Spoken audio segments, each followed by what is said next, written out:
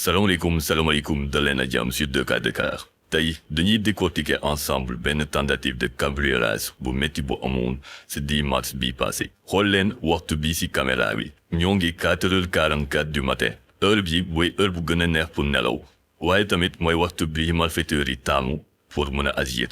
ci vidéo bi dinañ gis ana nan la benn yuuxu sàcc yi sauver boutique mais aussi nan ngeen mën a def pour mën a sàmm seeni alal nañu dem seetaani vidéo bi mais balaa loolu nag ñu ngi leen di ñaan ngeen abonné wu ngeen like vidéo bi te ngeen partagé ko ci ce mën nañ dem.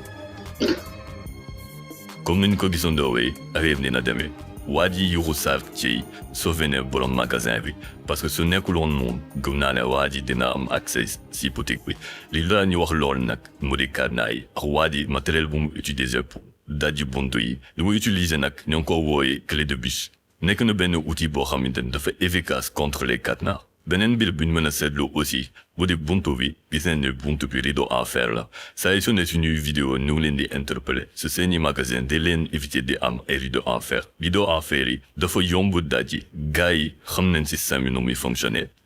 su fekkee ne amoo leen choix ba amoo leen choix mun ngeen mettre plusieurs mesures en place pour éviter lii nii premier bi mu di yokku éclairage bi si buntu bi parce que la plupart des braqueurs suñ gisee ne buntu bi c'est très bien éclairé du ñemee songu te gis nañ ne fii nii image bi en infrarouge maanaam affaire bi dafa lëndëm au point que caméra bi dafa taal lumière infrarouge pour mën a gis beneen bi aussi mu di soo leen di utiliser ay cadenas pexe leen a am ay voies de protection pour mu empêcher nit di utiliser crédit bi ci seeni cadenas voies de protection yi nag ay carré la yoo xamante ne cadenas bi foo ngeen la dugal nit pour mu mën fa dugal weñ day xaw a compliqué